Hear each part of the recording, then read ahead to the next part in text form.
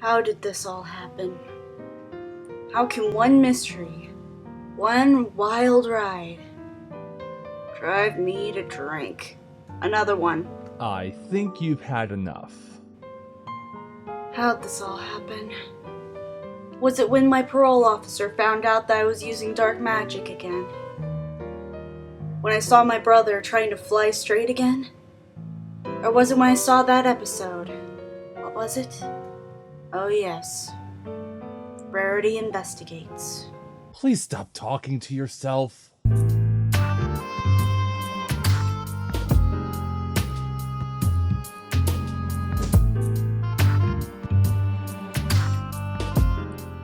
It all began that one night. I was on my laptop when it happened. News of 3 Rarity episodes in a row.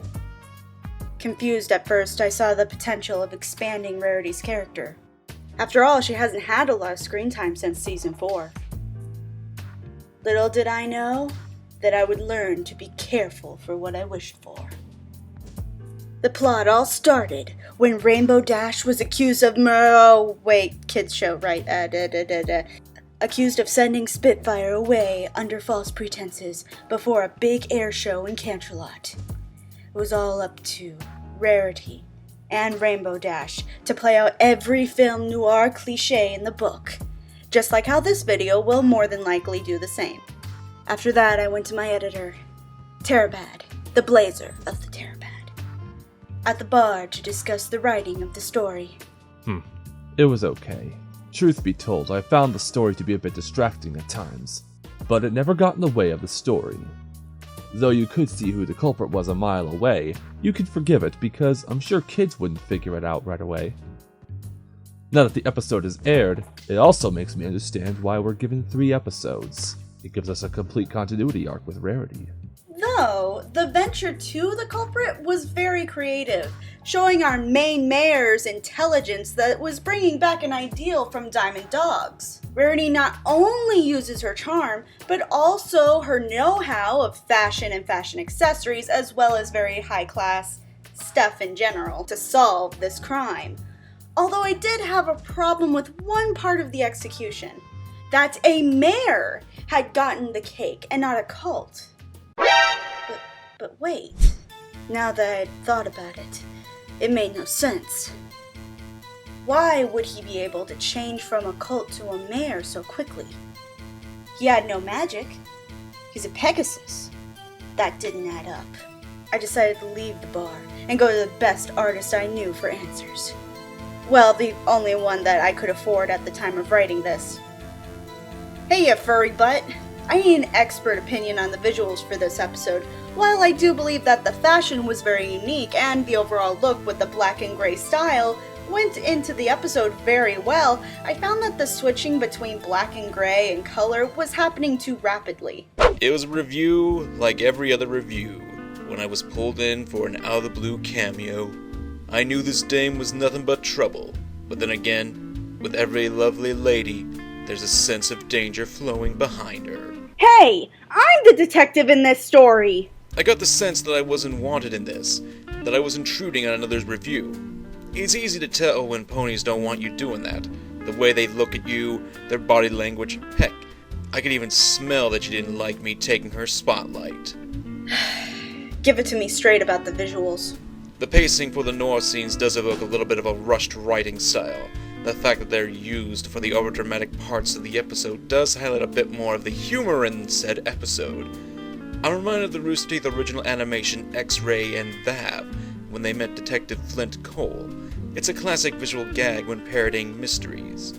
Although the transition from grayscale to color was a bit too fast, the transitions between the scenes in Mystery on the Express at least gave us time to process the transitions. Not to mention actually giving the audience the clues to follow. The clues were a lot more visual than Express, which did help clue the audience in way better. Although it's a moot point since you can easily guess who done it.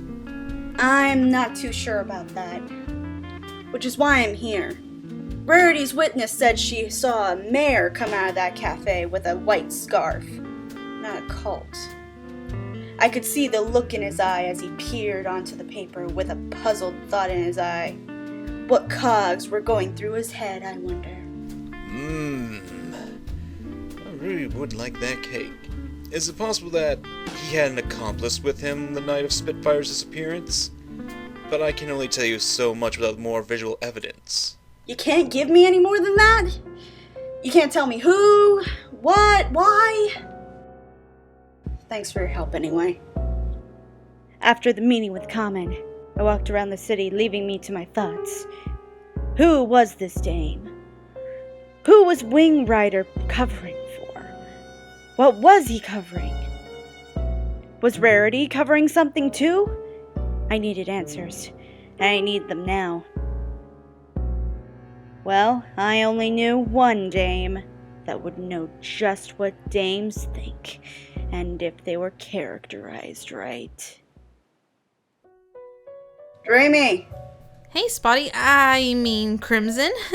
What's shakin' bacon? I need the beans spelt about Rarity's character in this episode.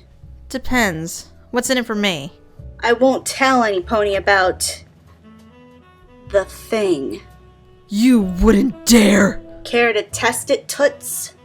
I hate you sometimes, Crimson. Sometimes. So what kind of beans you looking for, dollface? Rarity. Anything off that episode was giving off?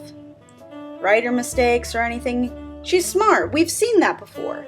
But to ignore such a detail that gives such a great importance to the case. Especially to clear a friend. Well, I think the way they made Rarity's character for the episode was actually interesting.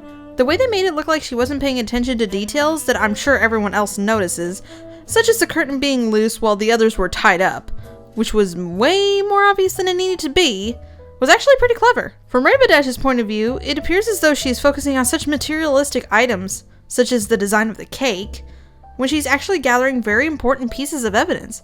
But Rainbow Dash is just too worried about being banned from the Wonderbolts that she doesn't realize her true motive that she has while gathering pieces of information. So I think her character in this episode was actually spot on, what with Rarity being more intelligent than people see. It's a very common thing in the show, actually. This feature first appeared in Diamond Dogs, and was established time and time again afterwards with episodes showing her intelligence with her business and with friends. All these are true. But no one else seems out of sorts in this episode, other than maybe Spitfire, since she's usually a dame with two faces. I noticed that too. Take for example Rainbow Falls. She was all, hey, Soren's not able to fly, so you should betray your team and come on to our team. Which rather upsets me knowing that she would easily replace her teammate. It's not right.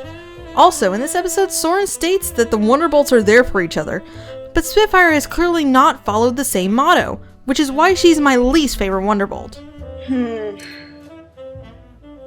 This is giving me much to think about, but the pieces are slowly coming together.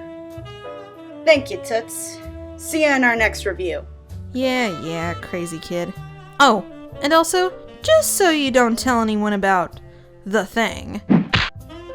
Better not say nothing, you got me? I never go back on my word. Well, unless it's Celestia, in which case I do it all the time. I love you, Crimson, but I couldn't resist. Now to pack my things and get out of Dodge before she realizes what I've done. And it all comes back to here. So the episode overall was well done. It was a well thought out and almost genius in its execution.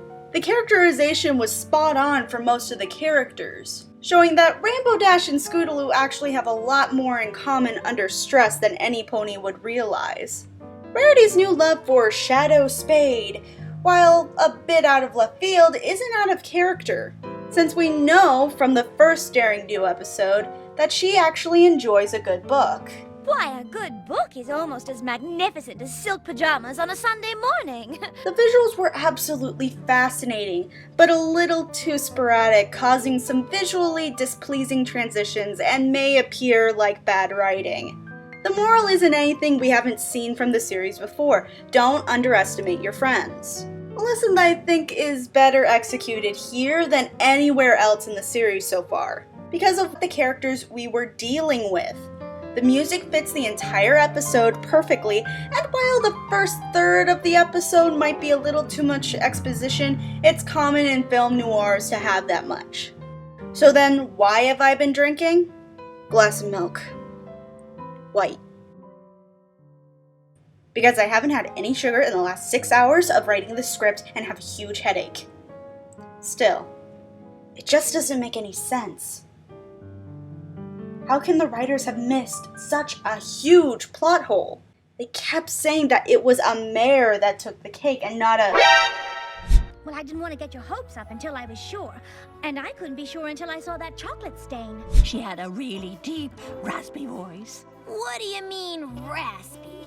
Well, kind of like yours. So that means you could fly with us. No, it couldn't be. Spitfire? She's the only one that couldn't have raised suspicion when giving the guards a cake. Her voice is just as deep and raspy as Rainbow Dash's. She wouldn't have known that Rainbow was asleep because of how loud she snores.